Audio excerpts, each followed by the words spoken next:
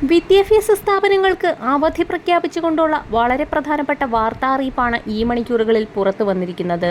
എല്ലാവിധ സ്കൂൾ വാർത്തകൾക്കും മറ്റ് അവധി അറിയിപ്പുകൾക്കുമായി ചാനൽ സബ്സ്ക്രൈബ് ചെയ്യാനും ഇൻഫർമേഷൻ കൂടുതൽ ആളുകളിലേക്ക് എത്തുന്നതിനായി വീഡിയോ ലൈക്ക് ചെയ്ത് കാണാനും മറക്കാതിരിക്കുക.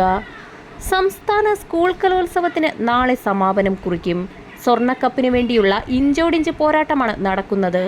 പോയിന്റ് പട്ടികയിൽ നിന്ന് മാറാതെ നിലവിലെ ചാമ്പ്യന്മാരായ കണ്ണൂർ ഒന്നാം സ്ഥാനത്ത് തുടരുകയാണ്.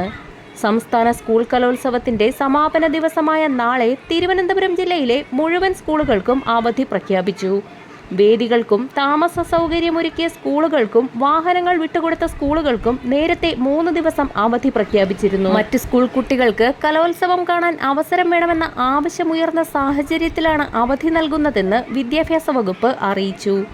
കുട്ടികൾ കലോത്സവ വേദിയിലെത്തി ഈ അവസരം ഉപയോഗപ്പെടുത്തണമെന്നും അധികൃതർ വ്യക്തമാക്കി. വരും മണിക്കൂറുകളിലെ വാർത്തകൾക്കും അവധി അറിയിപ്പുകൾക്കുമായി ചാനൽ സബ്സ്ക്രൈബ് ചെയ്യാൻ മറക്കാതിരിക്കുക.